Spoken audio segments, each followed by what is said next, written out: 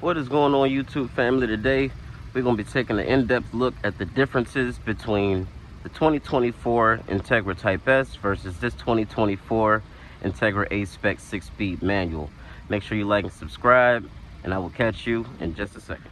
So starting out, you can see styling is the first thing that you'll notice. So they do look very similar at first, but then when you come straight at it, you can see those wide fenders.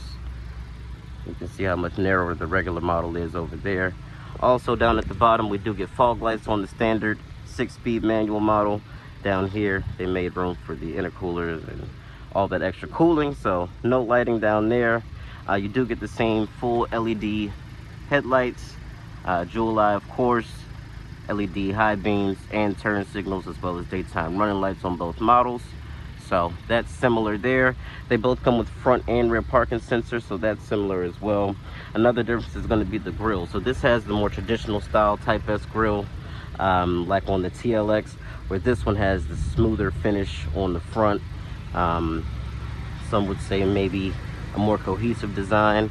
It's all subjective, but I like them both. Of course, you're going to be missing that heat extractor like you have on the Type S here, so that's another place where it'll be different. And of course, you guys know that is functional. They both have the LED turn signal indicators in the mirrors, so that's going to be the same. Another place that's going to be different is going to be right here with these wheels. These are 235/40 R18, and these are Continental Conti Pro tires. Over here, we are looking at the Michelin Pilot Sport 4S, a 265/30 R or ZR rated 19. So this tire, as you can see, the compound for it is made for grip, for corners, and for acceleration, of course. So almost looks like it's got some slick inspiration behind it. And it does say right on the window sticker that these tires wear faster than a normal tire. So that is something to keep in mind as well. You will be going through tires more often with this vehicle versus this one here. Suspension is going to be different. Brakes are going to be different. You got Brembos here. You got that trick suspension that the Type S comes with in the front. Out back, the brakes on this vehicle, I believe they are maybe a little bit bigger. They look pretty daggone similar to me, but maybe they just painted the caliper instead, because the back definitely ain't Brembos. So but the rotor itself, let's see, looks a little, yeah, maybe a little bit thicker, but not by much. So the brakes are really more impressive up front on this model with those Brembo calipers and additional stopping power. Now we're going to go ahead and pop the hood on both vehicles and show you the differences there. All right, so now we got both hoods opened. Over here, we're looking at a freaking massive factory cold air intake. That's what I'm calling it. They don't like to call it that, but that's what it is. I mean, that's just what it is. Got your red painted cover, 2-liter, 4-cylinder, turbo, 320 horsepower.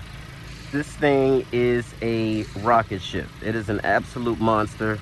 With just a couple of modifications, you can make this thing make outrageous numbers, and they have proven to be very reliable, and they have proven to be able to hold decent, I mean, really, really good boosts with, you know, stock internals. If you start going in there playing with some of that stuff, obviously you can make ridiculous gains with this car. But limited slip differential, they both have that. This is a 6-speed manual, so is that one. They say that this one's been beefed up a little bit, and when you drive it, you can definitely feel whatever's been beefed up has been beefed up in the flywheel and the clutch area, because the shifters feel very, very similar. So over here, we have a 1.5-liter turbocharged inline 4 direct injection with VTEC as well. This one's making 200 horsepower even, 192 pound-feet of torque. So again, not a slouch at all. The Type S can hit 60 anywhere between probably 5.2 to 5.7 seconds, depending on how good you are with driving a manual.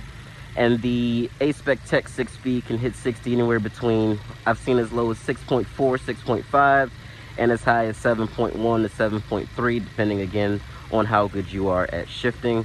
But two totally different power outputs, totally different motors. No, this is not a K20 with, you know, some of the displacement laws, and they just retuned it. No, these cars don't share any of those components when it comes to the block or the head or anything like that. So that thing is a complete monster. This is a little baby monster that can be brought out more, but you do have to spend a good chunk of change in the aftermarket world to really get these things to start pumping out some decent power figures. Not a lot to feel any gains, but you know, you will have to shell out some money. So that's where people start to kind of figure, well, if I can just buy it, I'll just buy it already pre-built. Some people like to build and not buy, so you have options. That's what this world is all about, is freaking options. So there you go.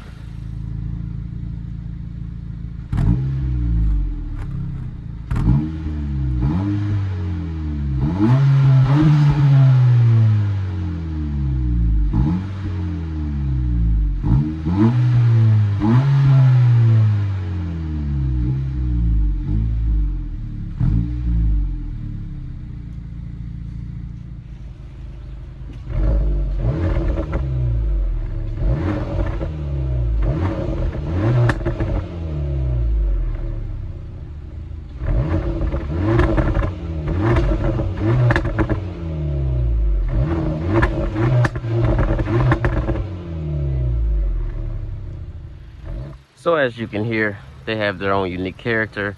Got a little bit more pops and bangs out of this one, a little bit more growl out of this one, I feel like.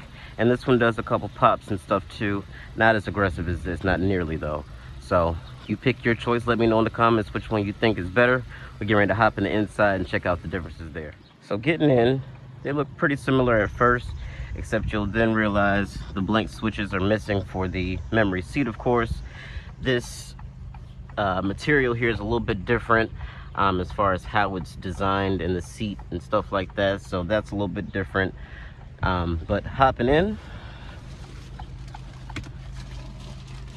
steering wheel is basically the same. I do wish that this was a flat bottom. That would have made a lot of sense. It also could be a little bit thicker, but other than that, it's a nice wheel. I do like the perforated leather around the sides. Gauges all pretty much look the same, besides the fact that when you put it into gear, I was not going to show it now. I was not going to show it at all. Not right now, I guess. Okay, fine. Well, there is a gear indicator as well, but it's not showing up right this second. Of course, you do still have the same dual zone automatic climate control system. Same display, same head unit. No sunroof. But really, very, very familiar place to be if you're used to the standard model. Automatic wipers on this one as well. Head-up display too. So, wireless CarPlay, Android Auto as well. Wireless charger down here, and then this shifter. So, again, this feels pretty much the same as the one sitting next to us. Again, where I feel the most difference is right down here in this clutch, the way that this springs back, and it does engage a little bit sooner when you start to let it out before this car over here does. So let's go ahead and check out the back real quick. So back here, the red does carry through. This thing needs to be cleaned already. No fold down like you get in the other one. And here, there's a all-wheel drive tunnel hump for a front-wheel drive car. So yeah, getting back here though, these seats do feel, I don't know if it's just me or I just never sit back in the back of mine, but maybe the seat feels a little bit softer. I'm not sure, but you get the same sound system, and then no vents still, no USB ports, and no armrests. So this is all you get back here. No center seat. So if you want to have a 5-seater versus a 4-seater, this car will not fit that bill for you. Let's go ahead and hop into the other one and check out the differences. All right, so besides the fact that this one is black interior, you do have memory seats. You see the design is a little bit different, like I said, with the seat itself. And then once you get inside, same gauge layout pretty much. No gear indicator, no boost gauge on this model. Still have your automatic wipers. You do have the additional switch for the fog lights here. Steering wheel is the soft leather all the way around. It's not flat bottom in this either. But again, I don't see that one's any, I don't see where that one's any thicker or anything like that. So that would have been nice. Same same head up display up here. Same head unit here. Same wireless charger. And from what I can tell, same shifter. I mean, this is already super short throws. So, you know, I wasn't expecting them to be able to make this much better because this is already phenomenal. But where they did improve it, which I'm glad, is the clutch, because this clutch is a little bit vague in comparison. So very, very good job on that Acura. And then boom, a sunroof, which again, you don't get on the other model at all. So let's go ahead and hop into the back and check out the differences there.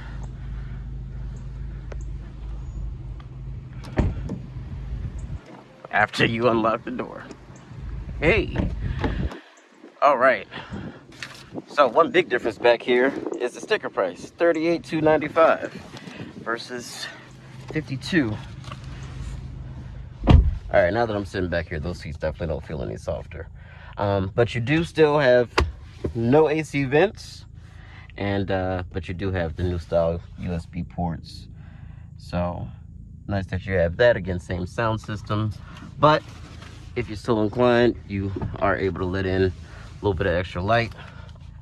But other than that, you do have 3 seats across and an armrest and cup holder. So this car is definitely more practical in that sense. But let's go ahead and check out the cargo area and see if there's anything different back there. I don't think there will be, but there you go. So love the hatchback design. This is your cover for your cargo privacy cover. 24.3 cubic feet of space, and fold those seats down and you can almost double that. So looking at really good interior volume as far as being able to carry things around. And you see how this one's already installed up there. So again, you can still fold the seats down. You still have all that practicality. Neither one of them comes with a spare. Same subwoofer there. So some people were saying they wish they would have added power liftgate for this. For weight purposes, I can understand that, but the sunroof should have been there, the memory seat should have been there, you know, all those things should definitely have been there. But other than that, guys, those are pretty much the differences between the two models. And you're looking at, like I said, $38,295 for the one we're walking away from now, A-Spec Tech 6-speed.